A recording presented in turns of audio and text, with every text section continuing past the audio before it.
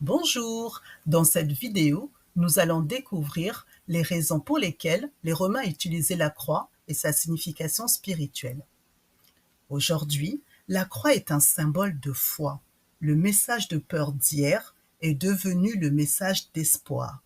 L'histoire a renversé le sens. À l'époque romaine, c'était l'arme la plus humiliante et la plus terrifiante. La crucifixion était chez les Romains une méthode d'exécution publique. Elle était utilisée pour punir les esclaves, les rebelles, les criminels les plus dangereux. Les citoyens romains, quant à eux, ne pouvaient pas être crucifiés, sauf s'ils étaient déchus de leur statut. Ce n'était pas une simple mise à mort, c'était un message. Comment ça se passait?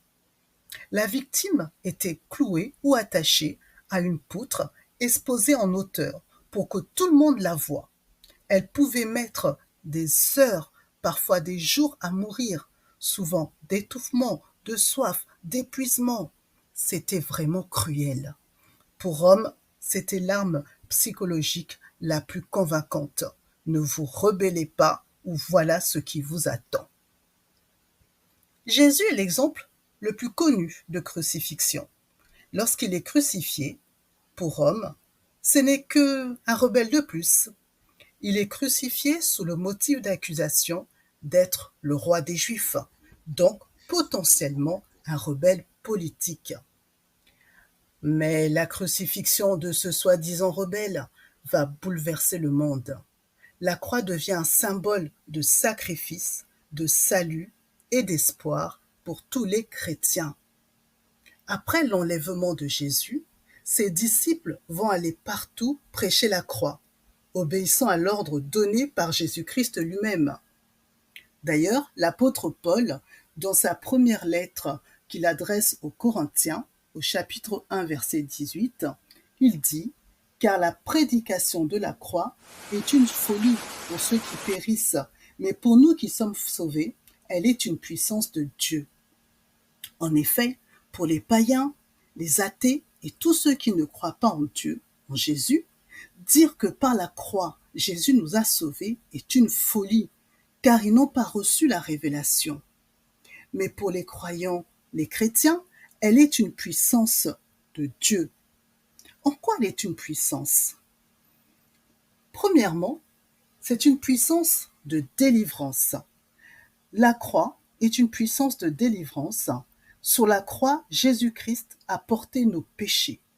Il a pris notre place, c'est-à-dire qu'il a pris sur lui le châtiment que nous méritions, la peine de mort. Le péché est entré dans le monde à cause de la désobéissance d'Adam et Ève dans le jardin d'Éden. Souvenez-vous. Et avec le péché, la mort, car le salaire du péché, c'est la mort, nous dit Romains 6, verset 23. Nous étions esclaves du péché, condamnés à mort, et par son sacrifice, Jésus nous a libérés, il nous a rendus libres, il nous a affranchis et nous sommes pardonnés. Deuxièmement, c'est une puissance sur la mort. La croix, c'est une puissance sur la mort. Sur la croix, Jésus a vaincu la mort. Il est ressuscité le troisième jour, comme cela a été prévu dans les Écritures. Il le déclare lui-même à l'apôtre Jean dans Apocalypse 1, verset 18. Il dit « J'étais mort, et voici je suis vivant au siècle des siècles. Je tiens les clés de la mort et du séjour des morts. » Il a vaincu la mort et nous avons reçu la vie éternelle. Même si nous mourons physiquement, nous avons l'assurance de la vie auprès de Jésus. Troisièmement, la croix est une puissance de réconciliation. Oui, à cause de nos péchés, nous étions séparés de Dieu. Il y avait un voile entre Dieu et nous. Ce voile nous empêchait d'entrer dans la présence de Dieu. Sur la croix, Jésus a déchiré le voile et nous a réconciliés avec Dieu. Dorénavant, tous ceux qui croient en Jésus-Christ et en sa parole de salut ont un accès direct au trône de la grâce. Hébreux 4, verset 16. Ensuite, quatrièmement, c'est une puissance sur Satan et sur ses démons, une puissance de victoire. Oui, sur la croix, une bataille invisible a été livrée. Satan et ses démons pensaient avoir gagné en voyant Jésus mourir sur la croix. Mais en réalité, c'était leur défaite. Dans Colossiens chapitre 2 au verset 15, l'apôtre Paul écrit que Jésus a dépouillé les dominations et les autorités. Il les a livrées publiquement en spectacle en triomphant d'elles par la croix. Jésus a triomphé. Il nous a donné la victoire sur Satan et ses démons. Nous sommes aujourd'hui victorieux et c'est une victoire qui est définitive, totale et irréversible.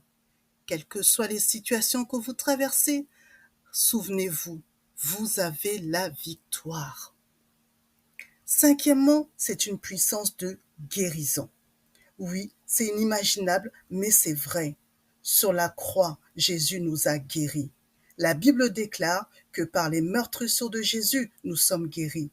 Le péché a entraîné toutes sortes de maladies, tant physiques que spirituelles. Jésus a pris nos maladies et par son sang, il nous a guéris. Cela ne veut pas remettre en cause la médecine ou les traitements. Au contraire, Jésus utilise la médecine pour nous guérir. À nous de le croire, de le confesser, tout simplement. À tous ceux qui sont malades et qui souffrent, confessez votre foi en Jésus et croyez qu'il vous a guéri. Oui, Jésus guérit encore aujourd'hui. Voilà, vous connaissez maintenant l'histoire de la croix et sa signification. Rome voulait faire peur avec la croix. Quelques siècles plus tard, l'Empire est devenu chrétien, avec l'empereur Constantin. La croix devient un symbole du christianisme partout dans le monde et l'arme de peur est maintenant un symbole de foi.